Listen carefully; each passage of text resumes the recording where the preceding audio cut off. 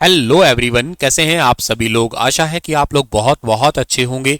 आज है 10 जनवरी और 10 जनवरी साल 2025 के हरियाणा करंट अफेयर इस पर्टिकुलर वीडियो में हम लोग पढ़ने वाले हैं। अच्छा, 10 जनवरी को कौन सा डे सेलिब्रेट करते हैं? 10 जनवरी को मनाया जाता है विश्व हिंदी दिवस सेलिब्रेट किया जाता है, वर्ल्ड हिंदी डे।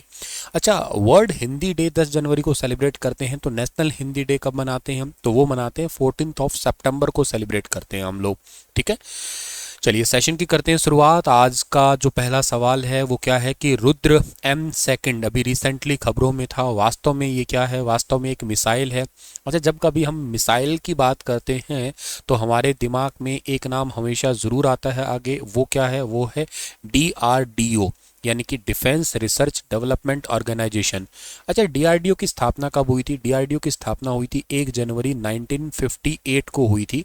हम डीआरडीओ डे कब मनाते हैं? डीआरडीओ डे हम 1 ही जनवरी को सेलिब्रेट करते हैं।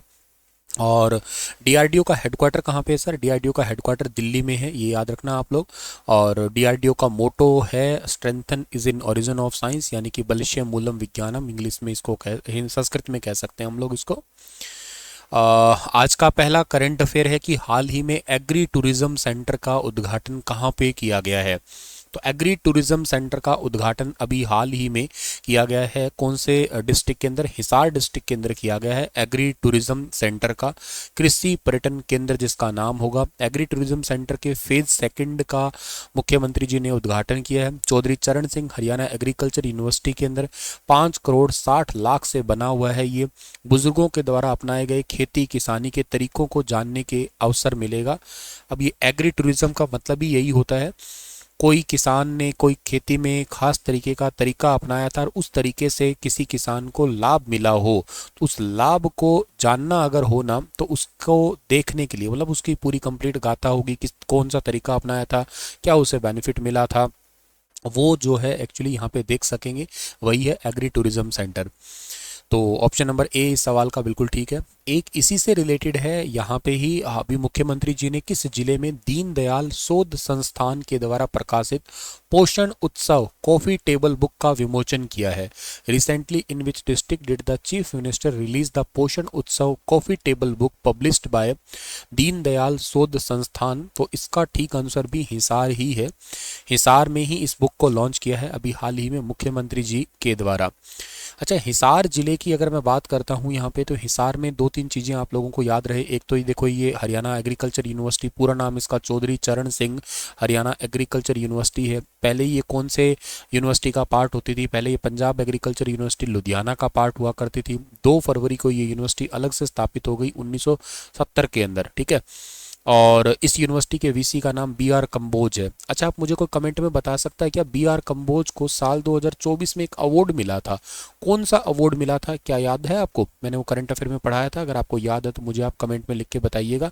2024 में इनको एक अवार्ड मिला था, और कौन सा अवार्ड मिला था? अच्छा, इसके अलावा आप एक बात और याद रखिएगा कि 2024 में, चलो ठीक है, इनको अवार्ड तो मिल गया। इसके अलावा लुआस यूनिवर्सिटी भी यहीं पे ही है। लुआस यानी कि लाला लाजपत राय वेटनरी यूनिवर्सिटी है। और लुआस यूनिवर्सिटी की स्थापना कब हुई थी? इसकी स्थापना साल 2010 के अंदर हुई थी, ये भी याद रख लेना आप लोग। 2010 में लुआस यूनिवर्सिटी की स्थापना हुई थी। एक हिसार में GJU भी है, गुरु Jambheshwar university of science and technology. 20 अक्टूबर को स्थापना हुई थी 1995 को। इसके वीसी का नाम क्या है? इसके वीसी का नाम है नरसीराम बिश्नोई। उनको 2% बेस्ट वैज्ञानिकों में नाम शामिल हुआ है उनका। और इसको मोस्ट सस्टेनेबल यूनिवर्सिटी हरियाणा की है, वो भी उस नाम से सम्मानित किया गया है। अच्छा, इसके अलावा हिसार जो डिस्ट्रिक्ट है, हिसार डिस्ट्रिक्ट में कई सारे मंदिर है। जैसे एक बुआ कुंवारी का मंदिर है, ठीक है ना, बुआ कुंवारी, ठीक है ना, बुआ कुंवारी का मंदिर है। बुआ कुंवारी का मंदिर जो है ना, कुंवारी गांव में पड़ता है।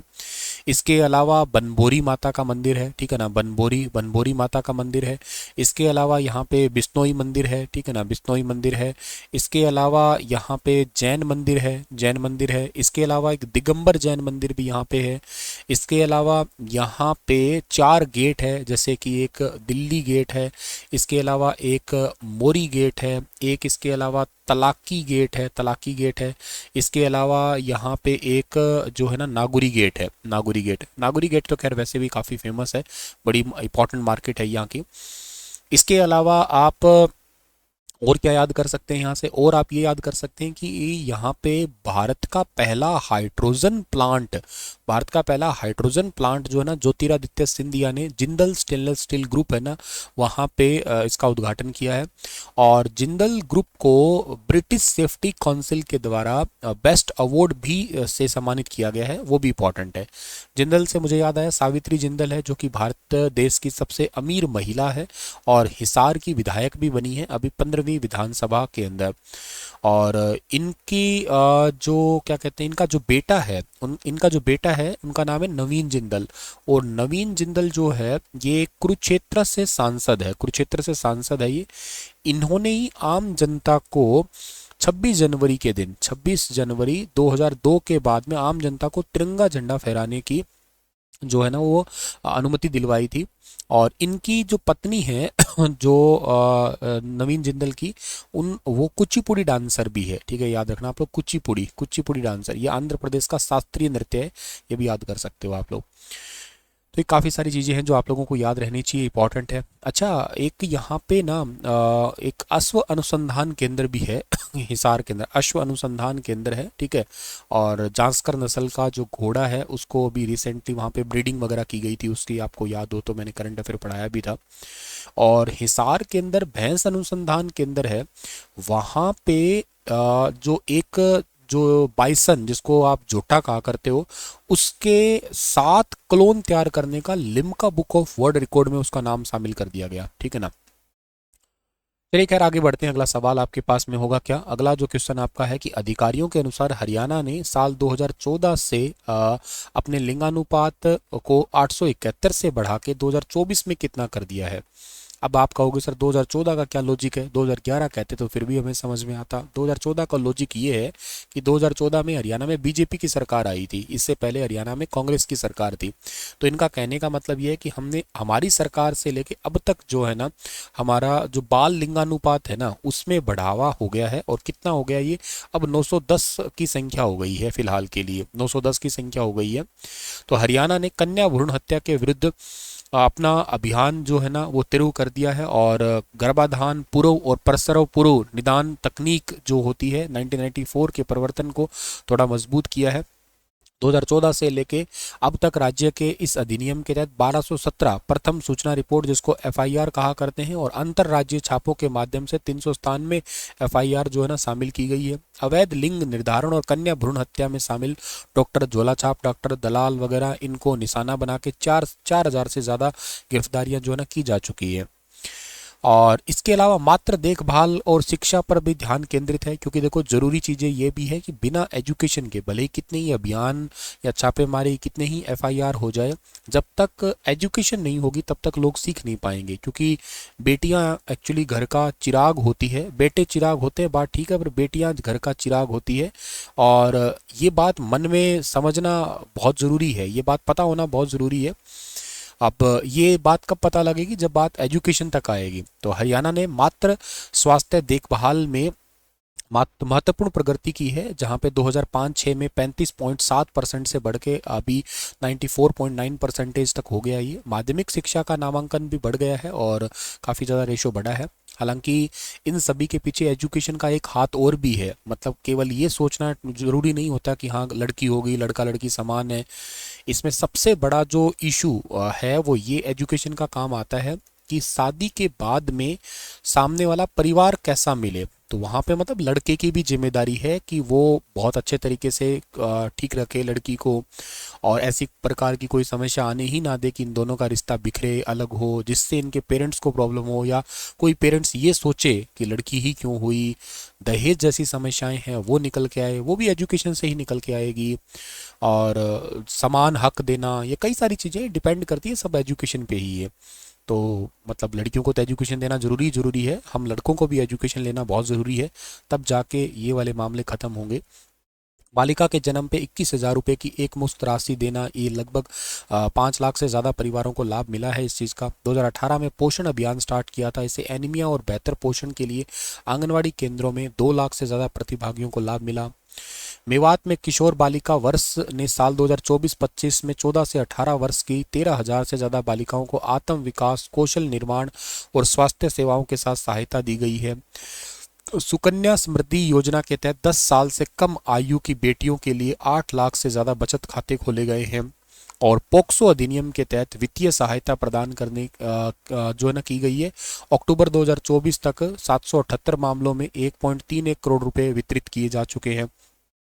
2024 में लड़कियों के प्रति जागरूकता दृष्टिकोण को नया आकार देने के लिए आकाशवाणी पर मारी लाडो रेडियो कार्यक्रम, ये भी मैंने आपको करंट अफेयर पढ़ाया था, इसको स्टार्ट किया गया है। स्वास्थ्य, पोषण और वित्तीय स्वतंत्रता और नेतृत्व को कवर करने के लिए इस कार्यक्रम में 1,60,000 से ज़्यादा जो है ना प्रतिभागी शामिल हुए। और इसके अलावा गर्भधारण पूर्व प्रसव पूर्व निदान तकनीक जो है ना 1994, ये बेसिकली क्या होता है कि लोग पहले ही पता लगा लेते हैं गर्भ में ही कि लड़का है कि लड़की है, इन चीज़ों पे रोक है। पोषण अभियान 8 मार्च 2018 को स्टार्ट किया गया था। इसमें बोनापन, कुपोषण, एनीमिया, छोटे बच्चे और महिला और किशोरियों को कम करने के लिए तथा जन्म के समय कम वजन वाले बच्चों की संख्या में 2%, 2 और 3 और 2% हर साल कमी लाना टारगेट रखा था। तो पोषण अभियान हर साल लगभग सितंबर के महीने में सेलिब्रेट भी करते हैं। ये एक सुकन्या समृद्धि खाता योजना भी है, मतलब माता पिता या कानूनी अभिभावक जो भी है 10 साल से कम आयु की अधिकतम 2 बेटियों के लिए जमा खाता खोल सकते हैं तथा जुड़वा लड़की या 3 लड़कियों के मामले में योजना में 3 खाते खोलने की भी अनुमति है। इसमें जमा राशि 250 रुपये से ज़्यादा सालाना 1.5 लाख रुपए तक की है। 15 सालों के लिए जमा किया जा सकता है। खाता खोलने की तिथि 21 साल पूरे होने पर, खाता धारक की शादी होने पर से या जो भी पहले हो, 21 साल पूरे हो जाए या शादी के टाइम पे जो है ना ये पैसे लिए जा सकते हैं। हाल ही में मुख्यमंत्री का विशेष कर्तव्य अधिकारी OSD यानी कि ऑफिसर ऑन स्पेशल ड्यूटी, ये किसे बनाया गया है? ये बनाया गया है अभी वीरेंद्र सिंह बड़ खालसा को। ऑप्शन नंबर ए इस सवाल का बिल्कुल ठीक रहेगा। वीरेंद्र सिंह बड़ खालसा को मुख्यमंत्री की OSD, मुख्यमंत्री के जो मीडिया सचिव है वो प्रवीण अत्रे है, तरुण भंडारी राजनीतिक सचिव है, अभी बनाए गए हैं ये। और राष्ट्रपति द्रौपदी मुर्मू ने किस हरियाणवी को श्रेष्ठ दिव्यांगजन अवार्ड 2024 से सम्मानित किया? ये सम्मानित किया है रणवीर सैनी को। गुरुग्राम के रणवीर सैनी को एक श्रेष्ठ दिव्यांगजन पुरस्कार से सम्मानित किया गया है। ये एक प्रतिष्ठित खिलाड़ी है जिन्होंने मतलब दुनिया भर में भारत का या हरियाणा का नाम ऊंचा किया है। 2015 में लॉस एंजलिस US में विश्व विशेष ओलंपिक खेलों में गोल्फ में भारत के लिए पहला गोल्ड मेडल जीता था। इसके अलावा 3 विश्व खेलों में भारत के लिए पदक में हैट्रिक लगाई थी। 2019 के अंदर अबू धाबी के अंदर सिल्वर मेडल, बर्लिन में भी इन्होंने जो है ना वो मेडल जीता था, गोल्ड 2023 में। 11 बार के राष्ट्रीय चैंपियन, 5 बार के एशिया पैसिफिक चैंपियन रह चुके हैं। हरियाणा सरकार ने भीम अवार्ड, जो हरियाणा का सबसे बड़ा खेल रत्न अवार्ड है, मानो 5 लाख रुपए दिए जाते हैं। एक बार भीम मिलने के बाद 5,000 रुपये मंथली मिलते हैं। खेल गौरव सम्मान भी इनको मिल चुका है। भारत के प्रधानमंत्री ने अपने मन की बात कार्यक्रम में भी इनका नाम लिया जा चुका है। 7 बार Limca book of world record धारक भी है ये। और अमेरिका के शिकागो में सोल्जर फील्ड स्टेडियम में एक सार्वजनिक स्मारक में विशेष ओलंपिक के फ्लेम कीपर के रूप में भी जो है ना ये इनका नाम वो आया जा चुका है। वैसे अभी हाल ही में राष्ट्रपति जी ने ना एक हिसार की बेटी को भी सम्मानित किया था 3 दिसंबर 2024 के दिन। हिसार की बेटी जानवी को श्रेष्ठ दिव्यांग बालिका के रूप में सम्मानित किया है राष्ट्रपति द्रौपदी मुर्मू ने। जानवी के पिता, माता, भाई ये भी मूक बधिर ही है, मतलब पूरा परिवार मूक बधिर है। और इसके साथ साथ जानवी के चित्रकला शतरंज में राष्ट्रीय स्तर पर पहचान बनाई है, इसी करके इनको जो है ना सम्मानित किया है। और इनके पिता का काम जो है ना दर्जी का है, माँ गृहिणी है, छोटा भाई भी मूक बधिर है। अब ऐसा कैसे हो सकता है सर? पूरा परिवार जो है ना वो मूक बधिर, जेनेटिक इशू होते हैं, इस कारण ऐसा हो जाता है ये जेनेटिकली। चलो आज का सेशन इतना ही रखते हैं। और आपके लिए एक सवाल है कि कौन सा देश सभी ग्लेशियर खोने वाला पहला देश बन गया है, मतलब जिसमेमें ग्लेशियर खत्म ही हो गए हैं। ग्लेशियर होता क्या है, मैं अभी थोड़ा सा हिंट दे देता हूँ आपको। जैसे आप अर्थ की सरफेस पे हो, अब अर्थ की सरफेस से जैसे आप लोग 165 मीटर ऊपर जाते हो ना, 165 मीटर ऊपर जाते हो तो 1 डिग्री सेल्सियस टेम्परेचर कम हो जाता है। ऐसे आप धरती से लगभग 1000 मीटर ऊपर जाओगे, यानी कि 1 किलोमीटर ऊपर जाओगे आप लोग, तो क्या होगा, तो होगा लगभग 6.5 डिग्री। एग्जैक्ट तो 6.4 होता है, पर आप राउंड फिगर के लिए याद कर देना, 6.5 डिग्री सेल्सियस टेम्परेचर कम हो जाता है। एग्जैक्ट तो ये 6.4 होता है आपका, 6.4 होता है एग्जैक्ट तो। अच्छा, तो ऐसे आप धरती से ऊपर जाते गए एक जगह ऐसी आएगी जहाँ टेम्परेचर हो जाएगा 0 डिग्री।